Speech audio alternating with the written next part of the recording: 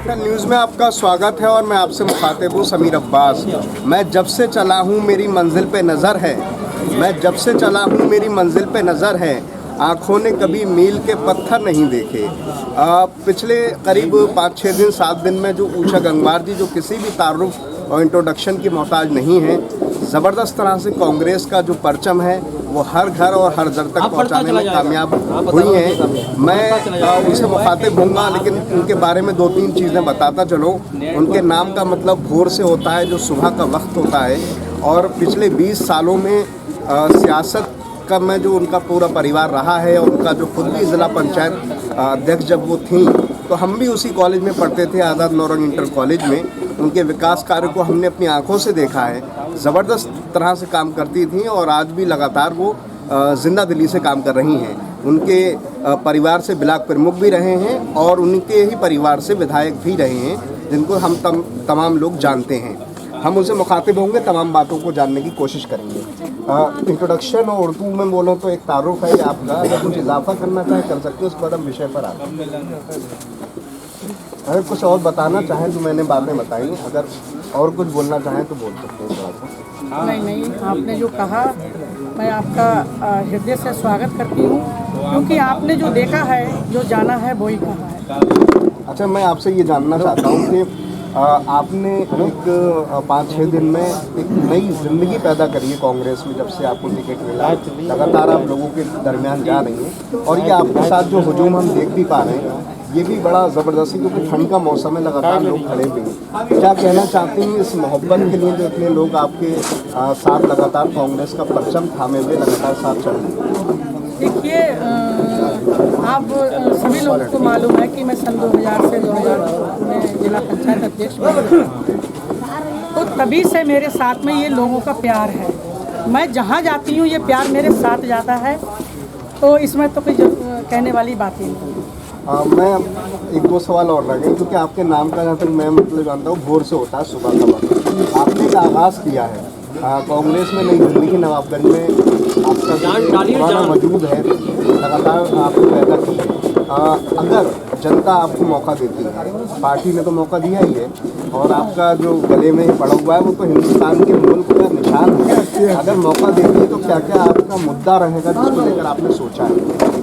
देखिए, मुद्दा सारा विकास है, और जो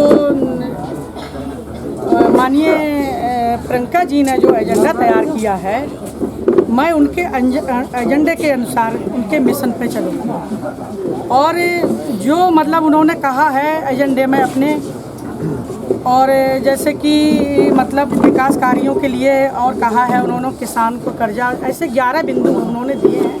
मैं उनके मिशन पे ही चल के अपने क्षेत्र को ले जाना चाहती हूँ। और मैं चाहती हूँ कि ये विधानसभा नवाबगंज की विधानसभा नहीं, मैं चाहती हूँ कि मैं इस मंडल को एक नई दिशा दूँ और घर घर जाके उन्हें समझाऊँ कि कांग्रेस पार्टी क्या चीज़ है। भाईचारा रहेगा, संप्रदाय नहीं रहेगी। मैं जानना चाहता हूँ कि आप एजुकेशन से जुड़ी रही हैं, जिला पंचायत अध्यक्ष थी, तब भी आपने बहुत ढेरों काम किए, हमारे कॉलेज आज़ाद नौरंग में भी किया। आज भी आपके नाम की बिल्डिंग पे वो तस्वीरें, वो नाम लिखे हुए हैं जो आपने बिल्डिंगें बनवाई उस दरमियान। एजुकेशन की फील्ड में नवाबगंज पिछड़ा हुआ नज़र आता है, कोई इंडस्ट्री नहीं दिखती, वोटों के हालात बहुत अच्छे नहीं हैं। विधायक जी ने काफ़ी काम करवाए, उसको लेकर क्या रोड मैप आपने तैयार किया? देखिए, वो मैंने सेतल में मेरा प्रोग्राम लगेगा तो मैं वहाँ कहूँगी, क्योंकि ये सेतल में जो अपना कॉलेज है ये पहले हाई स्कूल ही था। मैंने अपने समय में उसे इंटर कॉलेज करवाया है, और वहाँ की समस्याएं को मुझे पता है। एक तो खेल मैदान भी नहीं है वहाँ पर, एक डिग्री कॉलेज भी नहीं है, वो मेरी नज़र में है। और मैं हमेशा जिला पंचायत जब अध्यक्ष रही, तो जब मेरी मीटिंगें लगती थी तो मैं लगातार ये कहती थी अपनी जनता से, क्योंकि मुझे लगता था कि क्षेत्र में ये था कि लड़कों को पढ़ाओ, लड़कियों को ना पढ़ाओ, लड़कियाँ पराए घर की हैं, उनसे कोई अंतर। मैंने उनसे बराबर मैं ये कहती रही कि मैं अपनी जनता से कि लड़की लड़के में कोई भेदभाव मत समझो। हमें लगता है कि हमें लड़के के अनुसार हमें लड़की को ज़्यादा आगे बढ़ाना चाहिए, क्योंकि अगर लड़की अपने घर जाती है और योग्यता उसके पास होती है, और उसके साथ कोई घटना होती है, तो वो अगर उसके योग्य है तो अपने परिवार को वो चला के ले जाती है। ना मैके वाले के आश्रित रहती है, ना किसी और परिवार वाले के आश्रित रहती है। तो मैं हमेशा उनको यही सलाह देती रही क्षेत्र में शिक्षा के तौर पे। और जो मेरी बहनों की जो परेशानियां हैं उनको, मैं खुद महिला हूँ, अब थोड़ी देर घूमना है तो मैं खुद बहुत सारी परेशानियां जानती हूँ और इस चीज़ से तो मैं रूम हूँ। अच्छा, बहुत सारी मेरी शुभकामनाएं हैं आपके लिए। आप विधायक बने, उससे ऊपर उठ के मंत्री बने और दिल्ली तक पहुंचे, हमारे नवाबगंज का नाम रोशन करें। बहुत सारी शुभकामनाएं जी, आपके लिए बहुत बहुत धन्यवाद। कांग्रेस पार्टी जिंदाबाद, इतनी दुआएं दे रहे हैं मेरे पत्रकार भाइयों, मेरी इतनी दुआएं दे रहे हैं, मेरी पब्लिक मेरे साथ में है, तो मैं हो सकता मैं पहुंचूंगा। हम चलिए, ठीक है, बहुत बहुत शुक्रिया। हमारे साथ तो उषा गंगवार जी। मैं उनके लिए एक और शेर पढ़ता चलूं कि लोग होंठों पे सजाए हुए फिरते हैं, लोग होंठों पे सजाए हुए फिरते हैं, मेरी शोहरत किसी अखबार की मोहताज नहीं। जाहिर है 20 सालों में जो लगातार उनके परिवार में और उन्होंने जो काम किया है वो यकीनन काबिल तारीफ है। कांग्रेस में एक नई जिंदगी और एक नई जान फूंकी है। ढेरों शुभकामनाएं हैं। त्रिकोणीय मुकाबला होने की बात चल रही है। अब देखने वाली बात ये होगी, गर्भ में छुपी बात होगी कि 14 तारीख को यहाँ की आवाम और जनता क्या फैसला करेगी। मैं कैमरे से तमाम लोगों को दिखाना चाहता हूँ। आप देख सकते हैं एक बड़ा कारवां और बहुत सारे लोग हरदुआ में यहाँ मौजूद। आपको पता है कि 14 फरवरी को चुनाव होने वाला है। ये अलग बात है कि आज मौसम में सर्दी थी और एक बार फिर से अब मौसम तब्दील हुआ है। सियासत का पारा भी गर्म है और नवाबगंज की विधानसभा पर सबकी नज़र है और उसमें उषा गंगवार जी लगातार जिस तरह से पार्टी, कांग्रेस पार्टी को नई जिंदगी और नई ऊंचाइयां दे रही हैं, वो बड़ी बात है। उसी को लेकर वो सित्रा गांव में मौजूद हैं। सित्रा गांव की जब हम बात करते हैं तो नवदिया भी इसमें जुड़ता है, जिसमें कुल मिला के जो है 1700-1800 वोट हैं और गंगवार भौली ये पूरा गाँव है। मैं बातचीत करूंगा, कुछ यहाँ के लोग भी हैं, स्थानीय लोग हैं, साथ में उषा गंगवार जी भी हमारे साथ हैं। हम उनसे बाद में मुखातिब होंगे। पहले मैं आपसे जानना चाहता हूँ किस तरह से देखते हैं आप उषा गंगवार जी और उनके परिवार की जो शख्सियत रही है, क्योंकि विधायक जी ने भी लगातार यहाँ से काम किया, ज़िला पंचायत अध्यक्ष भी थी और ब्लॉक प्रमुख भी रहे हैं पिंटू भाई, तो किस तरह से सब चीज़ें देखते हैं? उषा गंगवार तो हम बहुत पहले पुराने से जानते हैं और हमारे इनके संबंध में रिश्तेदार भी हैं हमारे। अच्छा। हाँ, और हम बहुत मतलब इनके क्या बताएं, हम कुछ कह नहीं सकते। हम तो विधायक जी हमारे चले गए, हम तो नियंग हो गए समझो। अब आप ही हमारे हैं। तो आप मजबूत करेंगे नहीं? बिल्कुल बिल्कुल करेंगे, पूरे मन धन से मजबूत करेंगे। अच्छा, हाँ बिल्कुल। चलिए, आप भी कुछ बोलना चाहना है? हाँ, पूरे मन धन से मजबूत करेंगे। हम उनके परिवार के साथ हैं, अब भी साथ रहेंगे। अच्छा, हमें कांग्रेस से उससे ये नहीं है कि हमें कांग्रेस से बुराई या बीजेपी से बुराई। हमें हमारा प्रत्याशी काम करता प्रत्याशी है, इसलिए हम अपने प्रत्याशी में तैयार है। जिला पंचायत में काम मन धन से काम कर रहा था। जिस लोगों ने जहाँ लड़की पढ़ना स्कूल बनवाए थे, गाँव में बेटियाँ बहराल जाती थी, उनके लिए पूरे विकास का काम कर रहा है। इसलिए हम लोग सम्मान धन से उनके साथ। जी जी, चलिए, मैं अब आपसे मुखातिब होऊंगा, लेकिन एक पुराना गाना है, उसके 2 शब्द मैं कह दूं। ये मुलाकात एक बहाना है, प्यार का सिलसिला पुराना है। इस गांव से आपका एक पुराना लगाव और जुड़ाव है, जैसा बताया कि कुछ आपकी रिश्तेदारी भी है, तो ये मोहब्बत तो पहले से है और सब लोगों ने भी कहा। किस तरह से देखती हैं यहाँ के लोगों की मोहब्बत? परिवार की तरह मैं इस गांव को परिवार की तरह देखती हूँ जी। और रिश्तेदारी भी मेरी यहाँ है और जनता आपके सामने है। जनता जनाधार सारा प्यार खड़ा है ये मेरे, क्योंकि हमेशा जो है जब भी चुनाव हमारे परिवार से कोई लड़ाई हम लड़े तो जनता जनाधार हमारे हमेशा साथ रहा। मैं एक आखिरी बात जानना चाहता हूँ, क्या इस बात को लेकर मन में कोई टीस है कि विशाल गंगवार जी को टिकट नहीं मिला? आपके मन में कोई टीस है, क्योंकि पारिवारिक मामला है?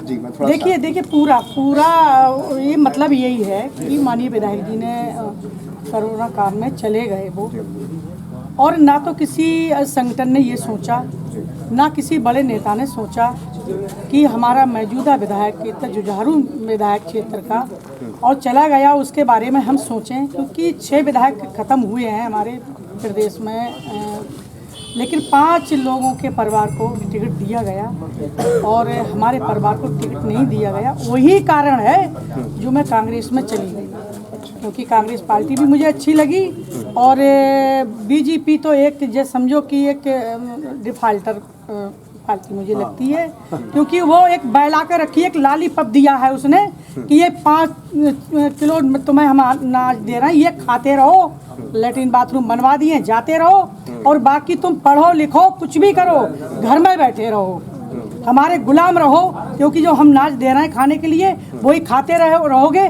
और हमें वोट देते रहोगे। लेकिन जनता पागल नहीं है। महिलाओं ने अपने मंगलसूत्र बेच बेच के अपने बच्चों को BSc B.Ed LLB करा रही है। तो इसलिए नहीं, उनने मंगलसूत्र इसलिए नहीं बेचा है, उनने इसलिए बेचा है कि हमारा भविष्य, हमारे बच्चे का और हमारे परिवार का भविष्य बने। वो यहाँ पार्टी में नहीं है, वो कांग्रेस पार्टी में है। कांग्रेस पार्टी की ये पहले से ही नीतियाँ चली आ रही। ये बताओ, नरेगा क्या बीजेपी ने बनाया है? नरेगा कोई सापा ने बनाया है? ये कांग्रेस पार्टी का नीतियाँ चली आ रही हैं।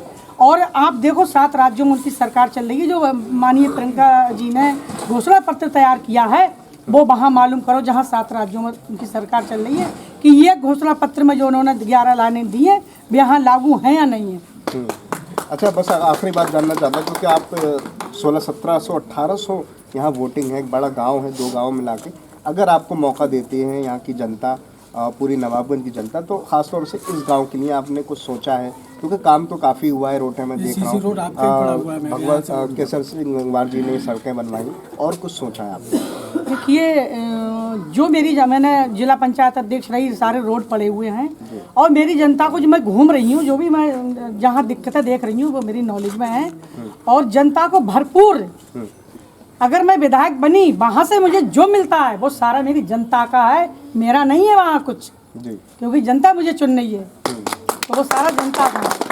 चलिए, बहुत सारी शुभकामनाएं हैं आपके लिए, और आपको कामयाबी मिले इस बात के लिए बहुत सारी शुभकामनाएं। धन्यवाद। मैं चाहता हूँ कैमरे से तमाम लोगों को दिखाया जाए, एक बड़ा काफिला है, साथ लेके चल रही है और लगातार लोगों के दरमियान जा रही हैं। पारिवारिक रिश्ता भी है और पुराना सियासी सफ़र भी है, क्योंकि उषा गंगवार जी किसी भी तारुफ के मोहताज नहीं है, इंट्रोडक्शन के मोहताज नहीं है।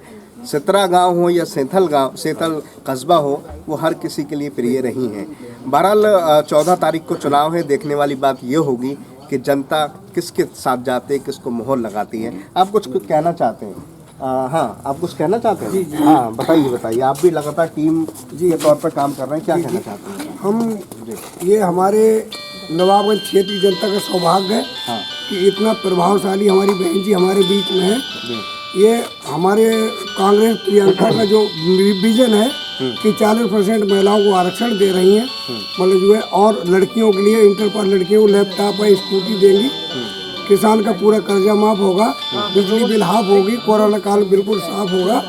इस तरीके से हमारी बहुत सी उपलब्धियां हैं, लेकिन ये हम बहुत बड़े सौभाग्यशाली है, गर्व के साथ कहते हैं कि इतना बड़ा नेतृत्व, इतना अच्छा नेतृत्व किसी ने आज तक कांग्रेस पार्टी के नेता ने किया नहीं, हमारे बीच में है।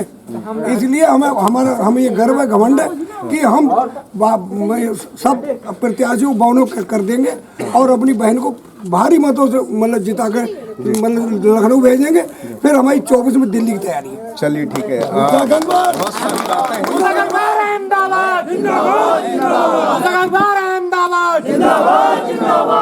मैं अपनी बात को इस बात से ख़त्म कर देना चाहता हूँ, ये उषा गंगवार जी के ज़रिए से ही है, 2 लाइनें में कहता चलूँ कि मैंने तुम्हें आवाज़ दी है बड़े नाज के साथ, मैंने आवाज़ दी है तुम्हें बड़े नाज के साथ, तुम भी आवाज़ मिला दो मेरी आवाज़ के साथ। ज़ाहिर है आवाज़ से आवाज़ मिलेगी तभी हमारा लोकतंत्र मजबूत होगा, और इस तरह की कैंडिडेट को मौका मिलना भी चाहिए। अब देखने वाली बात यह होगी कि पब्लिक क्या सोचेगी और क्या फैसला करेगी।